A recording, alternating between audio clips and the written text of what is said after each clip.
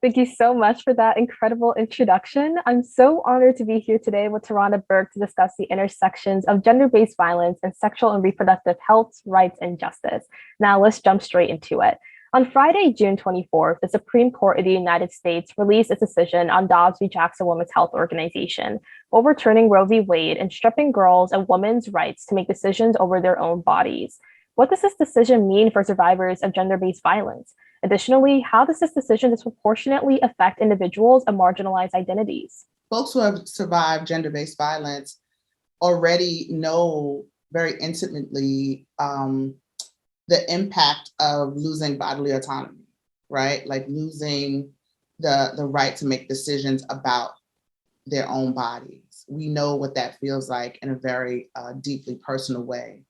And so the thing about the states that had these trigger laws is that what you'll find in a lot of those states is that embedded in many of those laws are even more cruel statutes in those laws that are specifically about incest and rape, right? That say not only are abortions banned, but they are including in cases of rape or incest, which was a particular, it felt like a particularly extra set of cruelty that was added to these laws that are passed in several states. So there is almost a doubling down that we've seen for survivors of sexual violence, gender-based violence, when it comes to this abortion ban. And it's something that we are unfortunately used to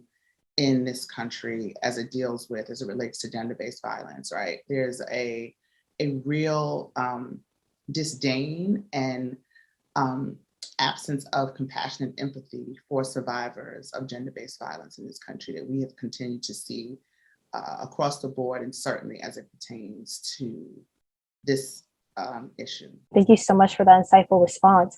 As a follow-up question, with the implications of the SCOTUS decision in mind, people right now are feeling really frustrated, discouraged, and hopeless in the United States and even throughout the world. What is one or more actions that young people can take to advocate for bodily autonomy? Even before Roe was overturned because of Dobbs, it was really difficult for young people to obtain abortions in this country, right? 36 states across the country had laws. The laws required consent from a parent, required a notification or consent from parents. You know, I often talk about my abortion story.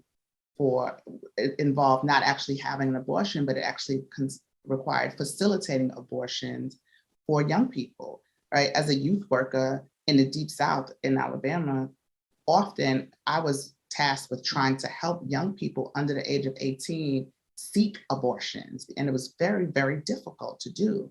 And so I think the advocacy for young people, and we're not talking about it enough, is about raising their voices about their bodily autonomy and their right to not have unwanted pregnancies in this moment, and to say that their voices matter. I think young people should be talking about the reality of their lack of choice in this moment, even further than the decision around Dobbs, because it is really important. There's often talk about teenage pregnancy, but there's not enough talk about what options teenagers have when it comes to unwanted pregnancy. And what options teenagers have is talk about prevention, but not talk about what options they have once the unwanted pregnancy happens. And so there should be space in this talk around reproductive justice for the role of young people. I hear a lot of talk about college students, I hear a lot of talk about adults, but not enough conversation about where young people fit in. And so I think this is the moment for young folks to build their own space, to lift their voices and say, hey, don't forget about young people under the age of 18 have even less autonomy in this moment. And we should have a bigger part of this conversation. And so I think that, as young people always do, you all create your own space, you create your own lane. And this is a moment to do that as well. And as a person who's been a youth advocate and a youth leader myself, and then a youth advocate as I became an adult, I absolutely believe in the power and voices of young people to say, we have a very unique problem. People are talking about medical abortion. Well, if you don't have your own address, how does that help you to get pills mailed to an address that you don't control, right? Mm-hmm. How do young people navigate spending 2 days, taking pills if you are a person who doesn't control your home? Like, there are all kinds of unique issues that are raised for young people right now under these new circumstances with the abortion ban. So I think young people should be talking about their unique situation right now in a post-Roe America. Thank you so much. And as a student activist myself, I can attest to the importance and significance of young people using their voices and speaking out now more than ever before. Yeah. Shifting directions a little bit, I have a quick question regarding you founding the Me Too movement and advocating against gender-based violence. How do you maintain a balance between fighting this important and impactful fight and taking care of yourself when dealing with such difficult and deeply personal issues? I think any person who is in movement work would say the same thing, that you have to struggle to prioritize yourself. It often feels like, particularly in this moment where there's always something, we are inundated with information that I think our bodies, our spirits, and our minds are not set up to take in as much information as we are taking in about how bad things are, about how tragic it feels at every moment, how much trauma we are experiencing. So it's difficult to experience that every day. So we have to fight to sort of prioritize our own joy and our own healing time.